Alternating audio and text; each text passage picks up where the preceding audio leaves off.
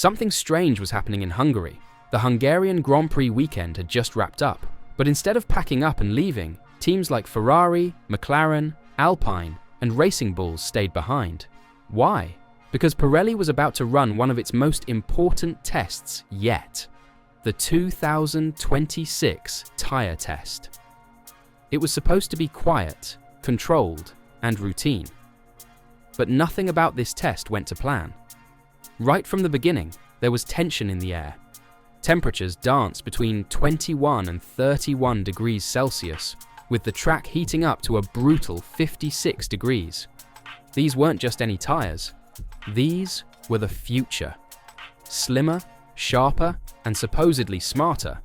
The 2026 compounds were 25mm narrower at the front and 30 at the rear, yet still holding the same 18-inch diameter.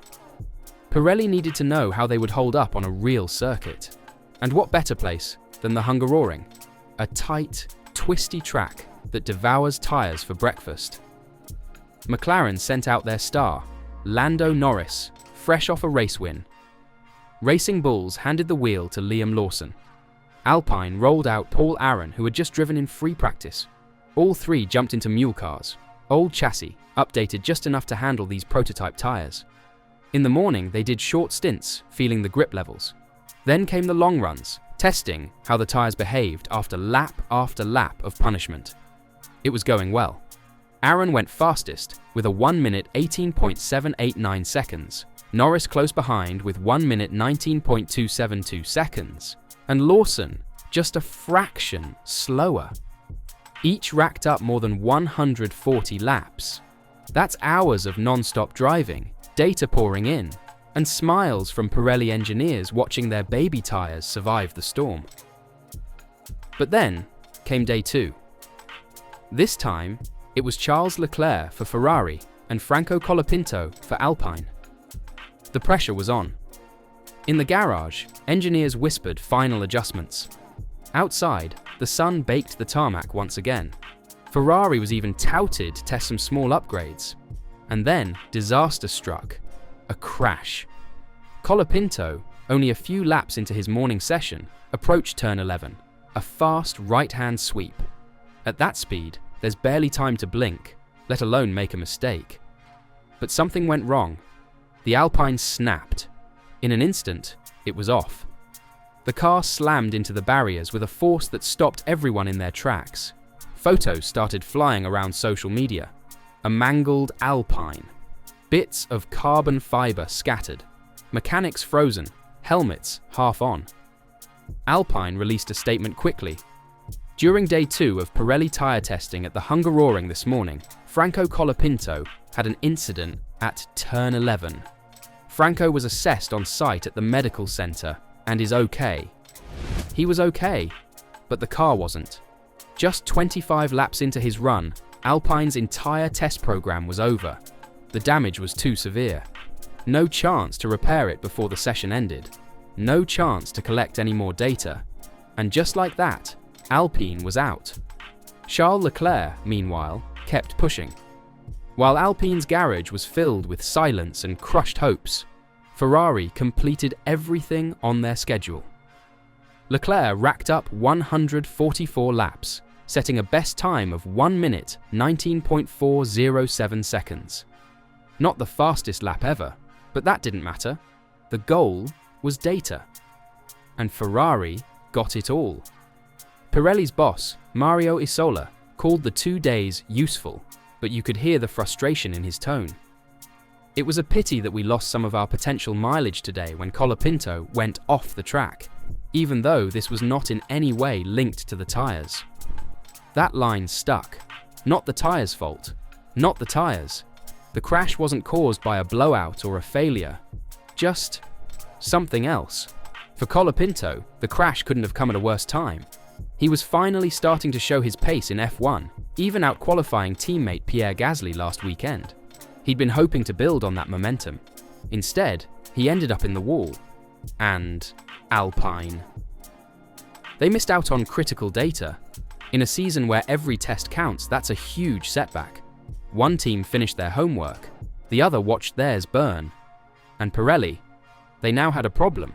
The crash didn't ruin everything, but it left a gap, a hole in the dataset, one they'll now have to fill in future tests: Monza, Mugello, Mexico City. The countdown to the 2026 season hasn't stopped ticking. This wasn't supposed to be dramatic, but in Formula One, even a tyre test can turn into chaos. Something about that crash stuck in everyone's minds. Franco Colapinto, young and still trying to prove himself, had just 25 laps before the car snapped out from under him. Turn 11 at the Hungaroring is no joke, a high-speed curve where everything has to be perfect. And when it isn't, you end up in the wall. But the crash wasn't the whole story. It was the shadow that fell across the second day of testing. Because once the Alpine was out, the team was done. They had no backup plan, no spare mule car. Their session was over before it really began. Meanwhile, Ferrari and Charles Leclerc quietly got on with business. Lap after lap, cool and calm. 144 in total. While Franco was being checked at the medical center, thankfully uninjured, Leclerc was hammering through Pirelli's tyre program without skipping a beat. Mario Isola, the man running the show for Pirelli, stepped in to explain. These have been 2 useful days for making progress with the development of our compounds for next season, given that we are now entering the home straight. He pointed out how tricky the Hungaroring is, especially for tyres. Lots of slow corners, constant turning, high loads. If a tyre can survive here, it can survive anywhere. And they weren't just testing grip or speed, they were locking in tyre construction before a huge FIA deadline on September 1st.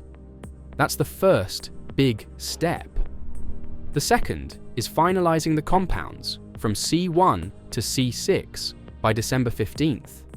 So while it may have just looked like cars going in circles, behind the scenes, the stakes were enormous.